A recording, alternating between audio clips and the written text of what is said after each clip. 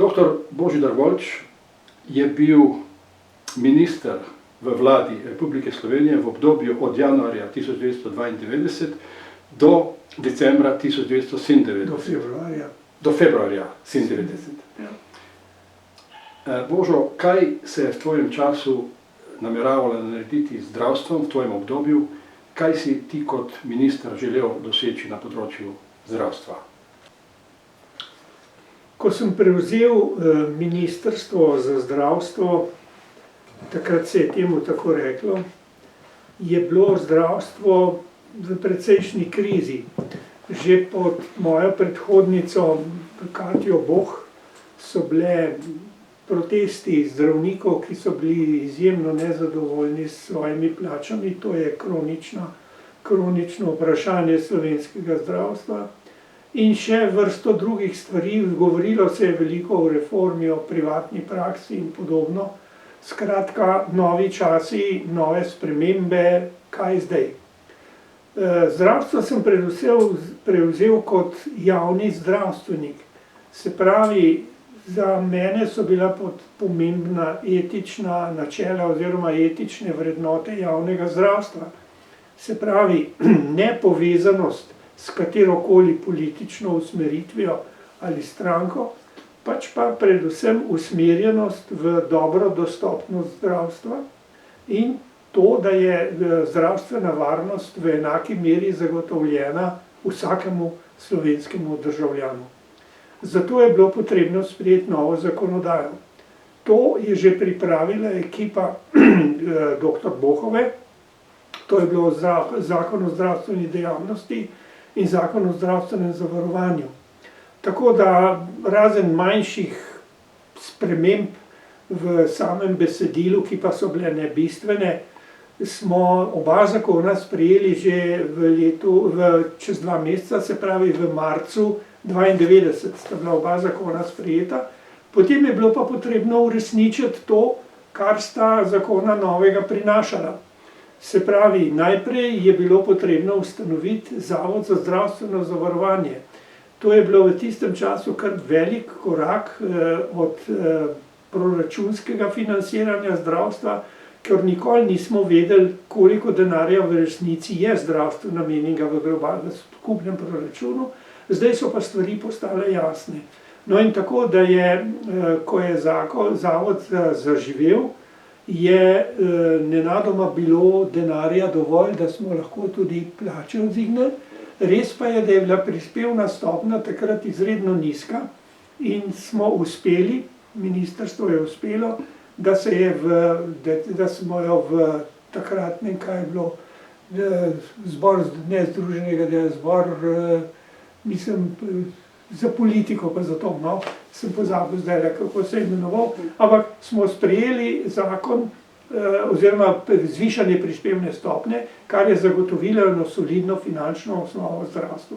Potem je bilo potrebno ustanoviti zdravniško zbornico, kar je bilo spet tudi nekaj novega, ki je zakon prinesel, in pa zdravniško zbornico, pa agencijo za zdravila, to smo kasneje ustanovili, in seveda tudi dovoliti zasebno prakso. Tukaj moram reči, da sem doživel določena razočaranja, ker sem si kot javni zdravstvenik in zdravstveno-domski človek, vedno sem živel v zdravstvenem domu, predstavljal, da bodo bodoči novi zasebniki še naprej vključeni v prostore zdravstvenih domov, tako kot so bili do zdaj, do takrat, kajti v zdravstveni domovi so bili povsod po Sloveniji večinoma zgrajeni s samoprispevkom ljudi. Se pravi, ljudje so si zgradili zdravstvene domove za svojo zdravstveno varnost in prav se mi je zdelo, da potem te zdravstveni domovi živijo še vedno kot zdravstveni dom, z vsemi načeli zdravstveno-domskosti, vendar, da ima lahko tudi en kolega tam zavzame najemno ordinacijo in ima potem na razpolago vse ostalo infrastrukturo. No, žal je bilo tako, da so najprvo zapustili zdravstvene domove stomatologi, kasneje pa še drugi zdravniki, in tako da danes je, kakor je. Seveda je bilo potrebno Slovenijo, ki je bila takrat nova država, tudi na mednarodnem področju, v zdravstvenem področju predstaviti in jo vpeljati. Za nas je bilo silno pomembno, da smo bili kot nova država sprejeti v Svetovno zdravstveno organizacijo. To je bila ena, moram reči, zgodba precej nenavadna, ker Svetovna zdravstvena organizacija je članica Združenih narodov. In še predno smo bili člani Združenih narodov, smo postali nekaj mesecev kasneje v New Yorku.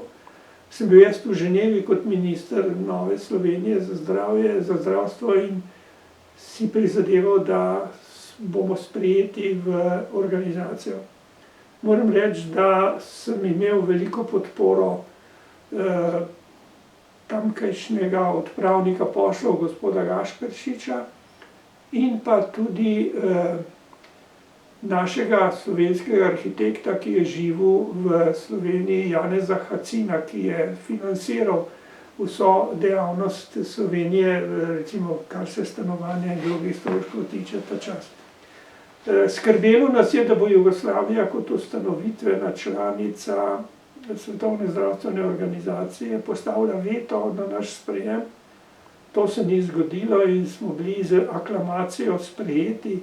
Imel sem kratek zahvalen govor in obljubo, da bomo bili kolikor mogoče spodobna in uspešna članica Svetovne zdravstvene. No, to so bili recimo takoj na začetku stvari, ki sem jih moral nekako peljati in smo jih tudi uspešno speljali. Moram pa reči, da sem imel zelo lojalne sodelavce in da nikoli nisem imel problema s tem, da bi mi kdo za hrbtom kaj delal. Omenil si v tem uvodnem nagovoru problem zasebnega zdravstva.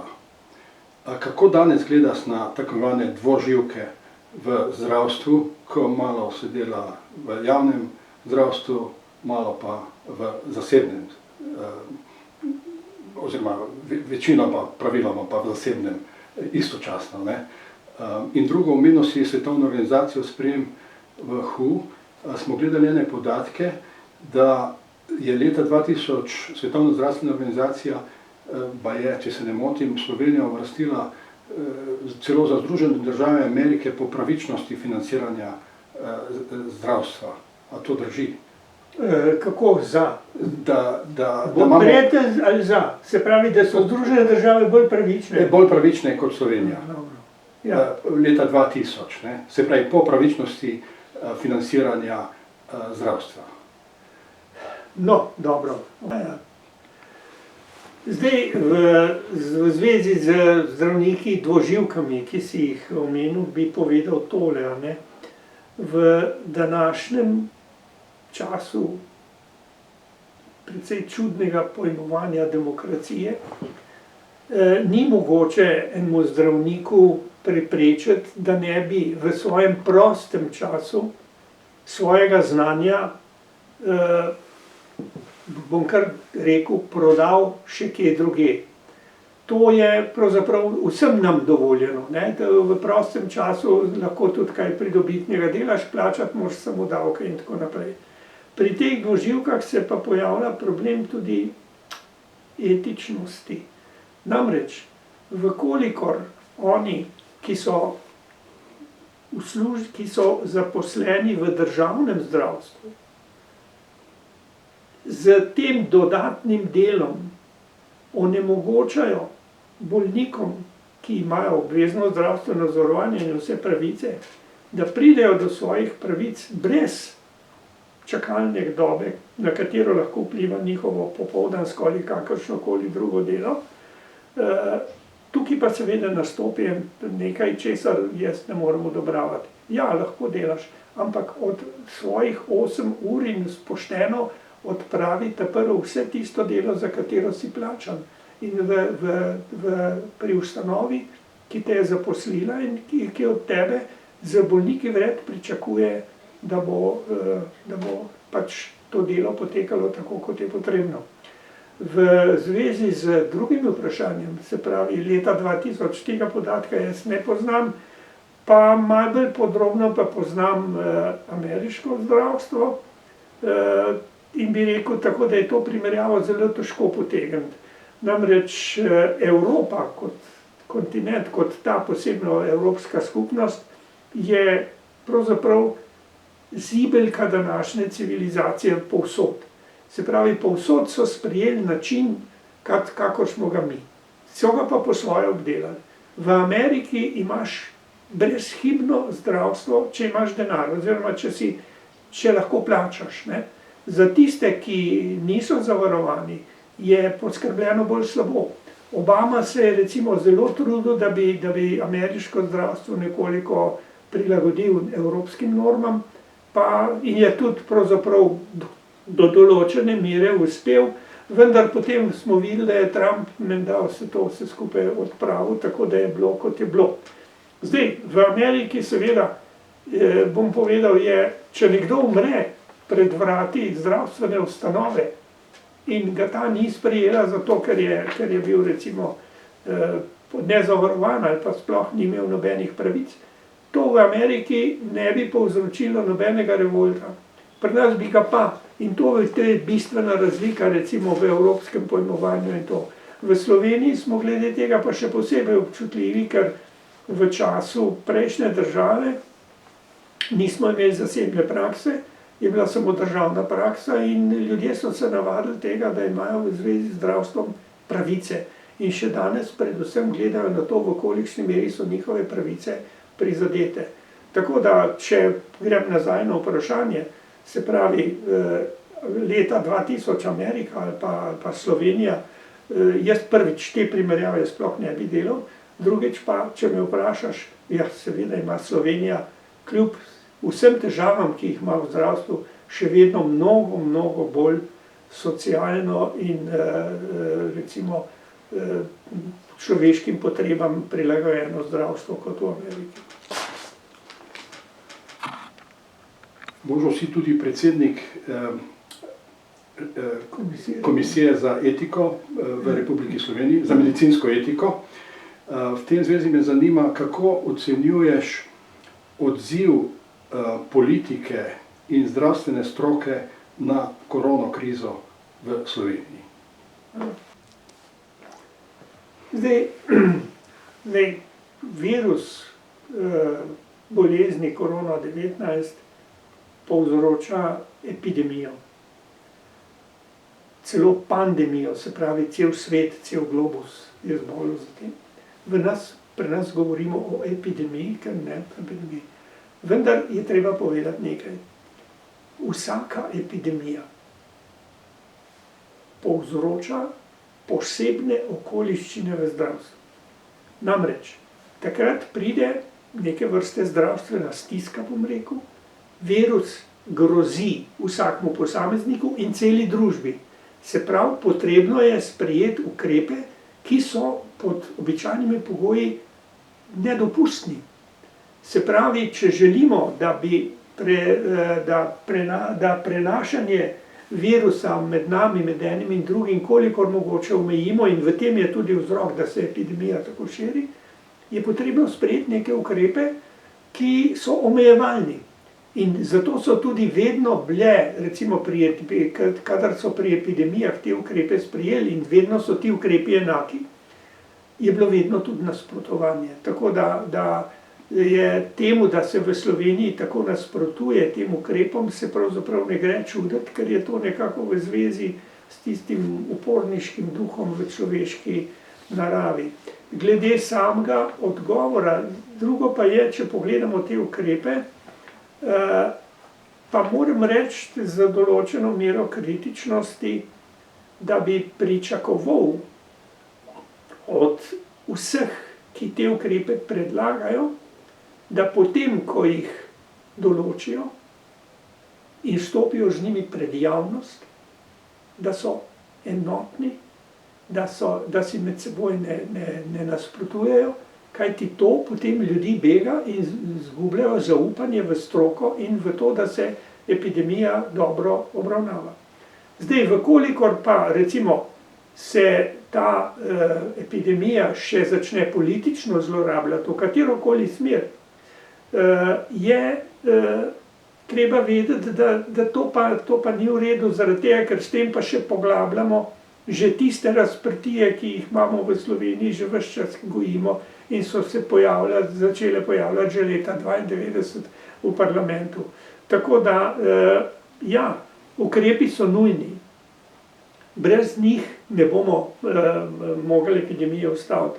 Še posebej pa moram zdaj povedati to, zdaj imamo pa na razpolago cepivo.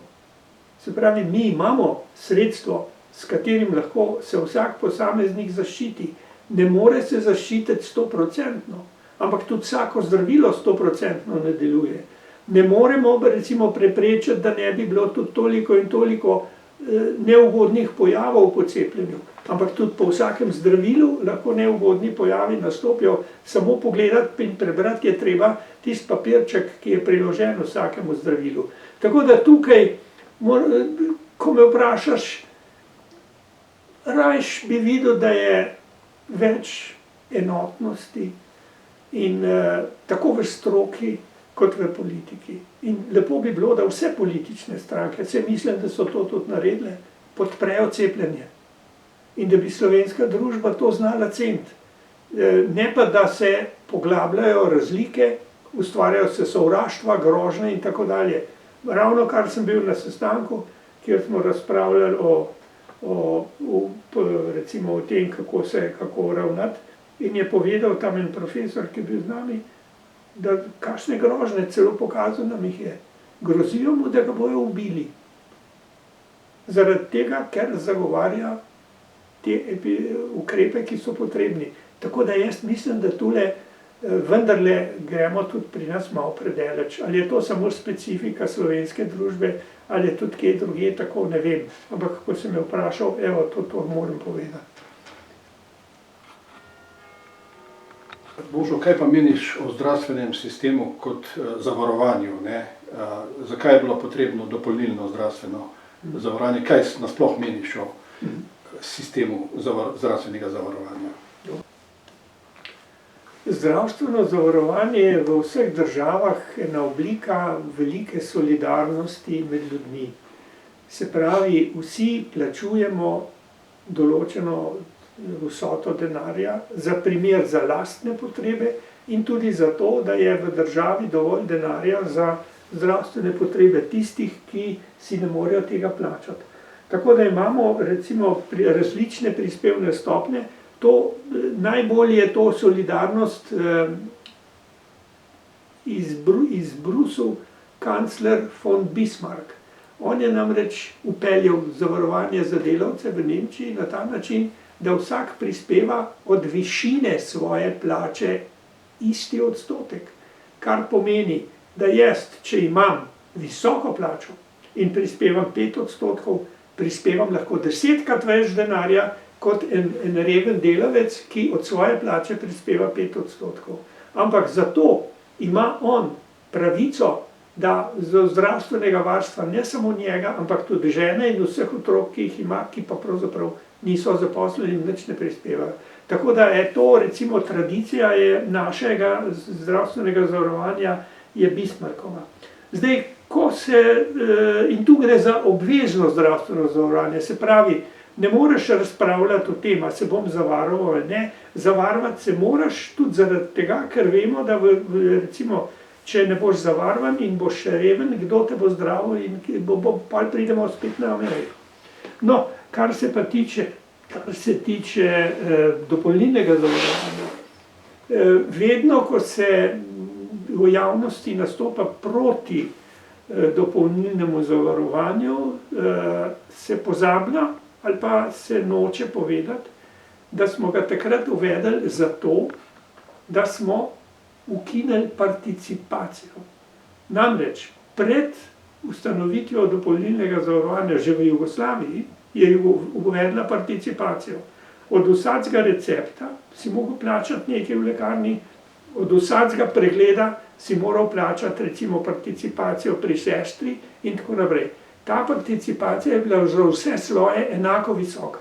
Se pravi, tudi največji revež je mogel ravno toliko plačati za recept ali pa za pregled, kot nekdo, ki mu je šlo dobro, ki mu je šlo dobro. In zato smo ukinili participacijo in uvedli dopolnilno zavarovanje, kajti z obveznim prispevkom se pa nikoli ne zbere dovolj denarja. Za nobeno zdravstvo na svetu se ne zbere dovolj denarja, vedno je premalo denarja. In zaradi tega je dopolnilno zavarovanje prostovoljno. Ne? Čeprav takrat, recimo, se je množično so se ljudje, mislim, da v enem dnevu jih je po milijon ali koliko, ne?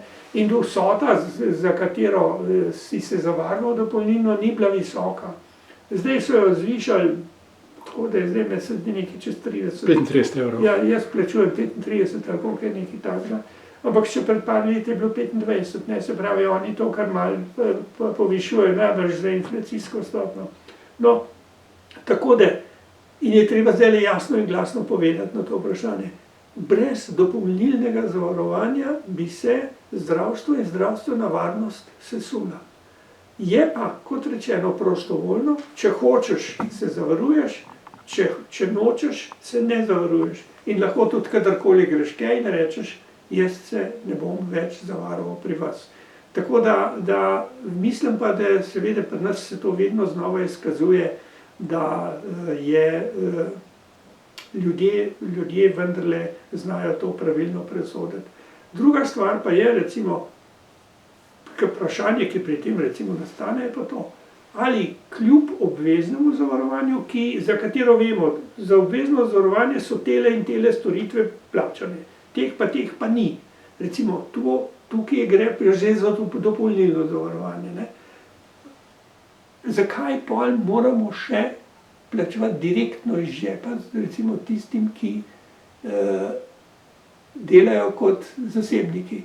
Zakaj ne morem priti na vrsto za operacijo kolena, recimo, pri državnem, pri obveznem zavarovanju, čeprav je ta storitev vključena v moje zavarovanje tam, ne morem ga pa uresničiti, če pa plačam, se me pa takoj operirajo. Ne? Tukaj zdaj, namreč v javnem zdravstvu, in jaz sem javni zdravstvenik, je recimo izjemno pomembna kategorija neenakosti v zdravju. In zdaj par tednov nazaj je NIJZ izdal tretjo brošuro o neenakostih v slovenskem zdravstvu in povsod po svetu je tako, da tisti, ki so bolje izobraženi in ki imajo več denarja, so tudi bolj zdravi in živijo dlje. In med tistimi, ki so bolj revni in ki niso dobro izobraženi, je tudi več zdravju nevarnega obnašanja in njihove življenjsko doba je krajša. V javnem zdravstvu se ves čas trudimo, da bi te razlike kolikor mogoče zmanjšali. Nikoli jih ne bomo odpravili, vedno bodo, ampak morajo biti take, da niso nepravične. Ne? Je pa veliko takih, zdaj pri nas se srečujemo z njimi, ki so nepravične in ki jih tudi v skladu z zdravstveno etiko ne moramo odobravati. Kako pa ocenjuješ stanje zdravstva v Sloveniji? Zdaj smo 30-letje samostojne države. Kakšno je stanje po tvojem? Kako bi to ocenil? Kakšni smo? V teh 30 letih smo pravzaprav doživljali in še vedno doživljamo izjemno pomembne zgodovinske spremembe, kakršnih v vsej človeški zgodovini do zdaj še ni bilo. Prva stvar je demografske spremembe, dolgoživost. Tako dolgo, kot danes živimo, nismo še nikoli v zgodovini, so posamezniki, ampak zdaj gre za povprečno, trenutno je pričakovana življenjska doba v Sloveniji, ki je med najvišjimi v svetu, kar tudi pomeni nekaj, kakšna je kakovost zdravstvenega varstva. No, ampak je čez 80 let, mislim, da je 81 let nekaj takega, ženske še toliko več, moški malo manj, ampak povprečje je tam čez 80. To je eno, se pravi, starih ljudi je danes v Sloveniji bistveno več, kot jih je bilo pred 30 leti. Ob tem, da dolgoživost še vedno narašča po par ur dnevno. Dokot bo to šlo, ne vemo, ampak pričakujemo lahko, da bo še bistveno več ljudi. Ko sva se pogovarjala na začetku, si omenil stoletnike, jih ni bilo včasih, predvsem pa ne takih. Se pravi, v 30 letih se je dokazalo, da smo rojeni za bistveno daljše življenje, kot smo nekoč mislili. Ker pa je starost čas kroničnih bolezni, pomeni tudi, da je potreba po zdravstvenih storitvah za stare tudi se močno povečala. To je ena stvar. Druga stvar je pa, v tem času je tudi medicina, zdravstvo izredno napredovala. Namreč tu gre za transplantacijo organov, tu gre za nove organe, za nova zdravljenja malignih bolezni, rakov in tako naprej. Izgleda, da genetika, da nismo več daleč od tega, da bomo lahko tudi maligne bolezni začeli preprečevati in uspešno zdraviti.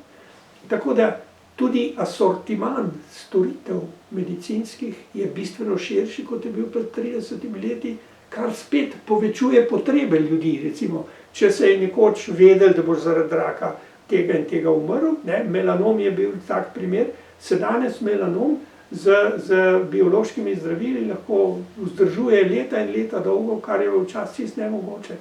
Kar pomeni, da bolniki taki, ki jih je treba vzdrževati, tudi zelo veliko stanejo, taka zdravila so pa. Tako da to so spremembe, ki jih imamo. Pri čemer je pa treba povedati, da nimamo pa bistveno več kadra, kot smo ga imeli pred 30 leti. To pomeni, da imamo kader preobremenjen in zlasti, kar se medicinskih sester tiče, podplačan, se pravi sramotno podplačan. Za medicinske sestre so hrbtenica zdravstva. Marsikomu kolegu mojemu ne bi bilo to všeč, če to rečem, ampak jaz pa pravim in sem prepričan. Tako da brez medicinskih sester lahko pozabimo na zdravstvo in mislim, da jim je treba to nujno, če hočemo, da nam ne bojo vse nekam ušle v druge poklice ali pa čez mejo, kjer jih bolje plačujejo, bo treba tudi v Sloveniji na tem področju nekaj narediti.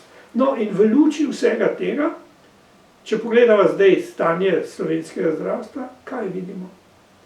Vidimo nekaj, kar pred 30 leti ni bilo, čakalne dobe. Namreč potreba po zdravstvenih storitvah je velika, možnosti so omejene, veliko jih je šlo v zasebništvo in tako dalje. In soočeni smo s čakalnimi dobami, ki s tem, da lahko, če imaš denar, prideš na vrsto takoj za storitev, za katero moraš v javnem zdravstvu čakati mogoče celo več let, zdaj pridemo. Spet pridemo na tisto, o čemer sem prej govoril, neenakosti v zdravju. Se pravi, če imaš denar, je vse v redu, da to ne moti preveč, če pa nimaš tega denarja, in takih ljudi imamo v Sloveniji zelo veliko, potem pa čakaj. Se pravi, neenakosti v zdravju, ki se danes v slovenskem zdravstvu ustvarjajo, so večje, kot so bile pred 30 leti. Jaz ta hip ne vidim nekih prizadevanj oziroma realnih možnosti za to, da bi se to zmanjšalo. Čakalne dobe so se zdajle še močno povečale. Treba je vedeti, da tisti, ki se nočejo cepiti, v večini primerov zbolevajo. Večina vseh teh, ki so zboleli in umrli, niso bili cepljeni. In kar pomeni, da zasedajo pa hospitalne možnosti in veliko bolnikov mora čakati, zato ker so bolnišnice zasedene, ne pridejo in recimo določena stanja, določene bolezni so se nam v času epidemije drastično poslabšale, ravno zaradi tega, ker bolniki ne morejo pravočasno dobiti zdravniško pomoč. Trenutno zdajle pred ministrom in pred ministrstvom, pa tudi pred zdravstveno politiko, kdorkoli jo že vodi, tudi recimo, če se vse skupaj zamenja, bojo čakalne dobe še vedno tukaj, potrebe ljudi bojo še vedno take, kot so, in treba bo stvar rešiti. Tako da vsako rešitev, ne ozirajo se na to, kdo jo predlaga, je treba podpreti, ki gre v tej smeri. Čakalne dobe bo treba znižati, kajti te so zdajle glavni problem našega zdravstva. Še zmeri pa verjamem, da imamo mi zelo dobro zdravstvo, namreč v javnem zdravstvu obstoja eno vprašanje, ki pove, na katerega odgovor pove, kakšna je kakovost zdravstva. In to vprašanje ki sem ga postavil recimo pri svojih obiskih po drugih državah, svojim kolegom, ministrom, kakšna je umrljivost dojenčkov pri vas? In mi imamo tako rekoč špico. Se pravi, mi smo na področju umrljivosti z dojenčkov imamo tako nizko, da smo, mislim, med prvimi 3 na svetu. Brez enega dobrega zdravstvenega sistema tega ne bi šlo. Velike razvite države so potem za nami. To se splača se kdaj pogledati malo zdravstveno statistiko, da se vidi. Bojim se, da bo tale anticepilska gonja, ki se širi tudi na otroške bolezni. Ne? Zakaj otroke nočejo cepiti več proti davici, škrlatinski, oslovskemu kašlju, tuberkulozi, poliomielitisu in podobno? Te bolezni so pa še vedno tu. In samo čakajo na svojo priložnost. Ošpice niso bile problem desetletja, ampak ko so se nehali cepiti proti ošpicam, smo pa tako imeli epidemije in spet so tukaj. Ne? Tako da tu me malo skrbi, kako bo ta stvar šla naprej. Namreč moraš precepljenost otrok, smo mi imeli tam 95% in pri taki precepljenosti potem otroških bolezni ni več. Zaključim naj s tem, da včasih, ko je bila smrtnost otrok izjemno visoka, recimo vse vemo, so imeli 10 otrok, pa so 3 odrasli toliko in toliko jih je umrlo, ker so jih otroške bolezni pobrali. Na vseh pokopališčih so bili tudi otroški oddelki. Mi, stari, to dobro vemo. Na Žalah, ko si prišel na Žale, na levo stran je bilo pokopališče namenjeno otrokom in so bili tam taki majhni grobki, pa kakšne slike teh otrok, ki so umrli in tako naprej. Danes tega ni več. Nikjer, ni treba. Zaradi tega, ker smo otroško umrljivost omejili do tolikšne mere, da ni več nevarna, po zaslugi cepljenja. In to bi morali vsi tisti, ki danes na veliko trobijo in iščejo razloge proti njemu, se malo zavedati. No, toliko.